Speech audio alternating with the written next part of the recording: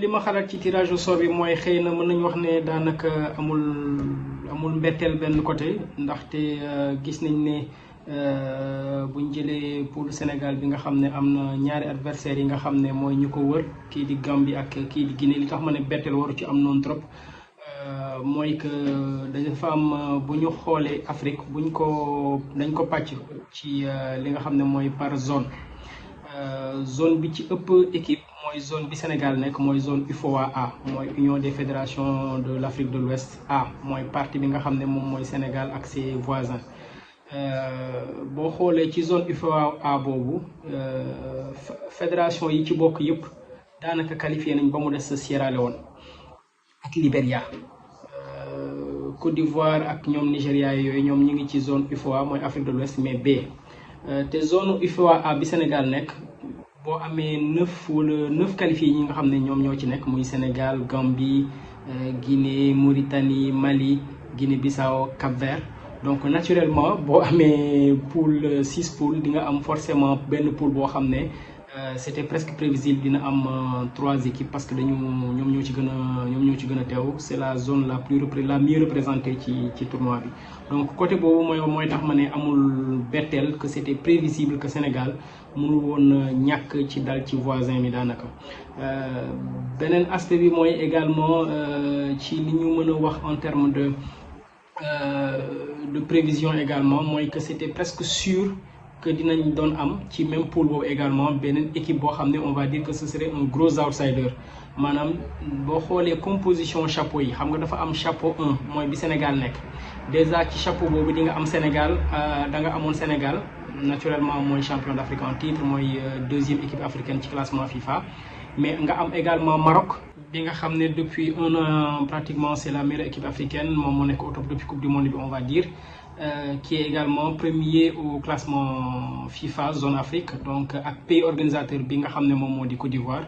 moo waroon am yeneen ñett yi nga xam ne ñoom ñoo koy mottali ci classement FIFA bu mujj bi nga xam ne moom la ñu jël muy kii di Tunisie kii di Algérie ak kii di Égypte donc nga am ci chapeau 2 bi yeneen équipe yi nga xam ne ñoo ci topp muy 2 équipes yoo xam ne forcément c'était des ñi may woowee les gros outsiders am nga équipe bu mel ni Cameroun Ghana Burkina Faso Nigéria donc c'était évident que boo amee poule boo amee chapeau 2 moo am équipe yu mag yooyu forcément di nga ci am kenn donc c'était presque sûr que cette composition Sénégal ça allait être on va dire une ou 2 équipes yi nga xam ne ay voisins am lañ plus un gros morceau bi jóge ci chapeau 2 bi donc côté boobu mën na wax ne daanaka amul lu ci bette bon après le fait que mu doon précisément le Cameroun dafay yox un peu de piquant parce que pour plusieurs raisons suñu première finale bi ñu perte contre Cameroun lañu perte mais suñu finale bi ñu gagné ci dëkku Cameroun lañ ko gagné ça fait que on va pas dire que dafa am rivalité bu extraordinaire comme Cameroun ak Côte d'Ivoire par exemple nga xam ne derby la mais ci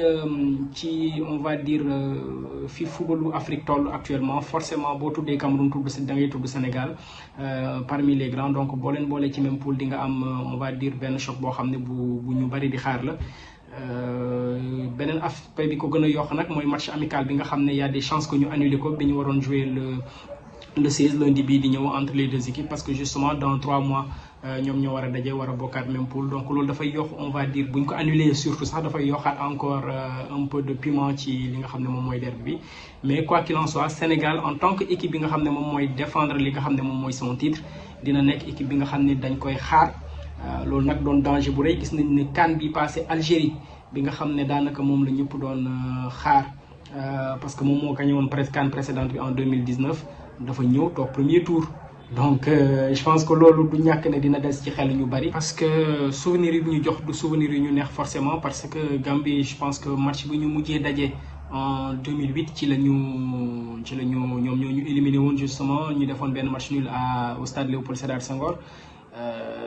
liñ ci jëlee je pense est-ce que du woon stade bu ñu aj parce que y a eu des débordements que stade bi ñu mujj ko saccagé je pense il y a même la fédération le siège de la fédération qui avait été attaqué à l'époque pour te dire que contexte derby la forcément avec une très belle équipe de la Gambie bi ñu gis ci CAN bi passé qui a fait de très bonnes choses et qui est dans une constante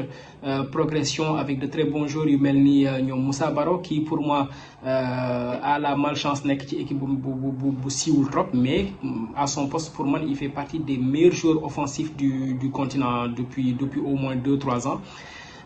qui joue dans le même championnat aujourd'hui d'ailleurs que Sadio Mané et ñoom Kalidou Koulibaly,